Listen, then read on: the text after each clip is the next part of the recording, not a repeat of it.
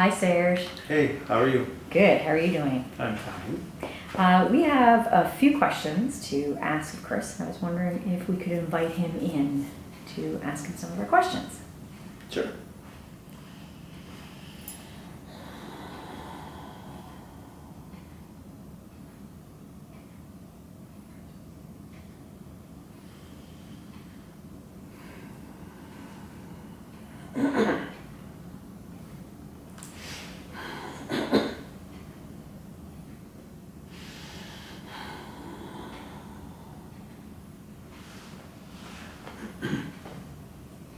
Now we trust that you are comfortable, Yes.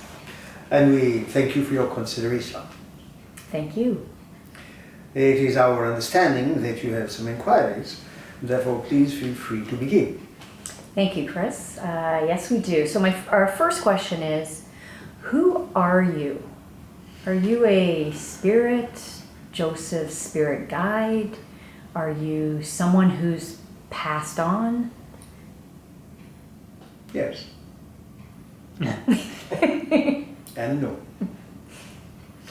The questions would likely each require an interesting set of answers, because there are more complex things going on behind the scenes than what the questions may imply.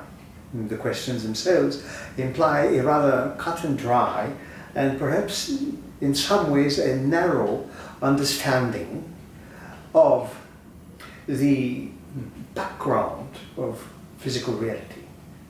That you have your spirit guides, you have a daily passed on, and so on and so forth. All a quite complicated arrangement of pigeonholes. Do you follow? Yes.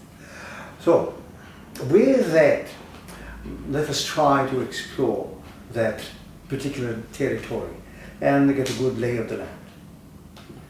So first of all, you might refer to us, as some do, as sons, or a personality matrix, or some might want to consider, depending upon their religious background, as perhaps some kind of archangel. In Buddhist thoughts, we would be perhaps considered a bodhisattva, which simply means an enlightened one who has a great compassion and returns to the earth plane to assist others in their journey towards an enlightened life.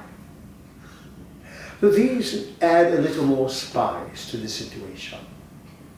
And overall, we are neither Joseph's spirit guide or angel in that way. We have our own full-blown personality structure, only a fraction of which is able to fit into Joseph's own conceived ideas about an expanded awareness and what the human personality is.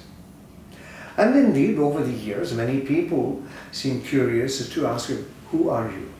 Or people will often ask Joseph, do you know who he is? As if somehow or other, after almost 33 to 35 years, he might have considered that. However, the best type of question to ask is, from our point of view, who are you?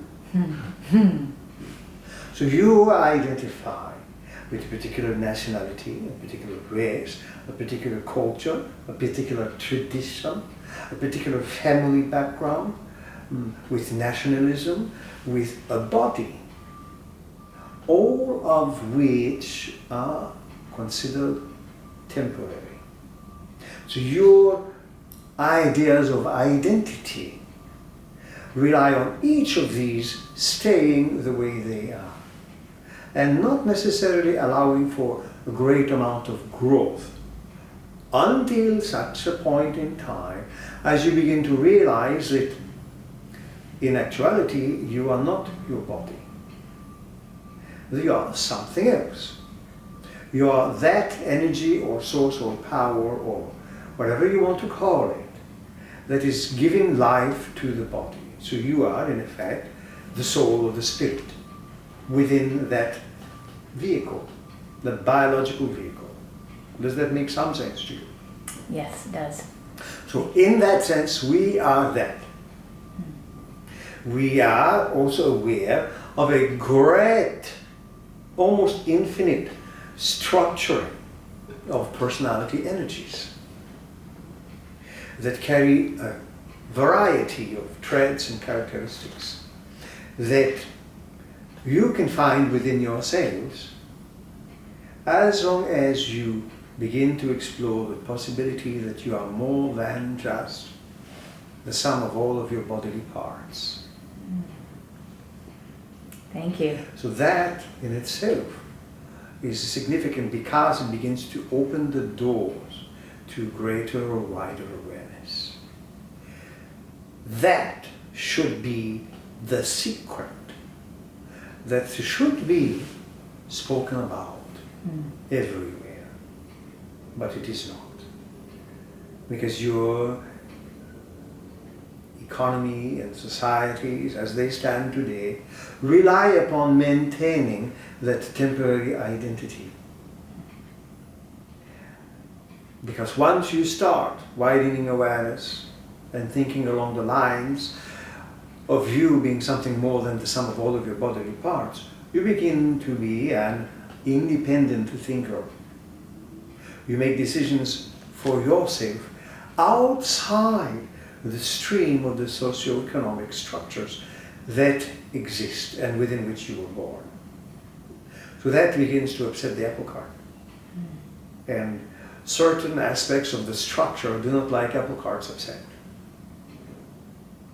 Because it gives you freedom. It lets you know where peace of mind comes from. So we will leave you with that for this particular answer, and the possibility of returning later on for more. Thank you. Indeed.